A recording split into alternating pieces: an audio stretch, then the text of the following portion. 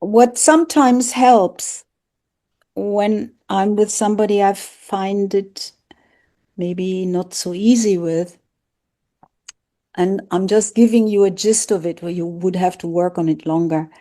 So what I sometimes ask is, okay, so what kind of environment may have brought this way of being in this person?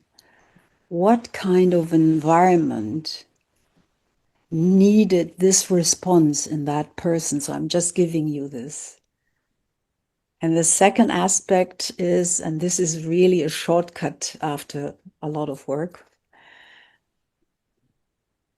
So if I'm the fresh environment, what does it need in this relationship? What answer does it need so that the life of this child, this patient, this client can move on or move forward? In what kind of environment did that work? In what kind of environment was that meaningful? That for me very often unlocks something. Because I do not come so much from a diagnostic perspective, but more in this what genes with the sense making in our behavior, in our way we speak, the way we hold ourselves in the body.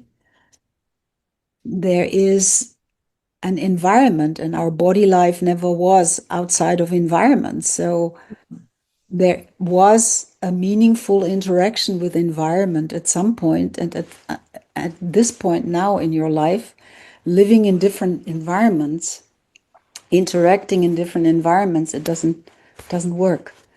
It's a different implying than when it came into existence.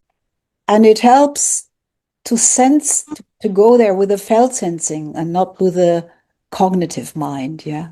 Not to say, oh yeah, of course, he came from this and that family and blah, blah, blah. We know all that. And sometimes that doesn't do that little thing you may need to have more of a feel for where this person comes from. And the fresh environment, well, of course, we are environment, and I can be a fresh environment with this person. So once I'm sensing where some stuckness, some stoppage is, I may resonate with what it might need. And another way of doing this for people who are not so much in focusing, I sometimes say, all right, if you could wish something for your client, what would you wish for? And very often these qualities come that a certain quality of interaction could be helpful so that they can move on. There is a non-verbal sensing between the client and me that isn't completely covered by that background information. And that's how you can bring a felt sense. There may be something he or she didn't talk about, and you're sensing something different there. You don't know where it comes from. So I do verbalize it. I do give it back to the person, and I body it back, as I said earlier.